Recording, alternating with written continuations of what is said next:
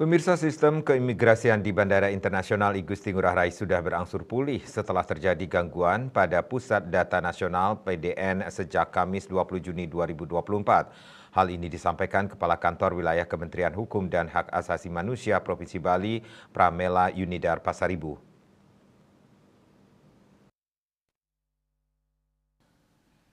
Ia mengatakan pihaknya berupaya memberikan pelayanan dengan kombinasi manual dan digital.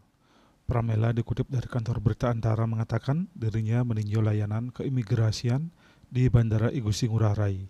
Disebutkan sebagian besar layanan keimigrasian di tempat pemeriksaan imigrasi TPI Ngurah Rai sudah mulai kembali beroperasi seperti layanan paspor, visa, izin tinggal, dan perlintasan.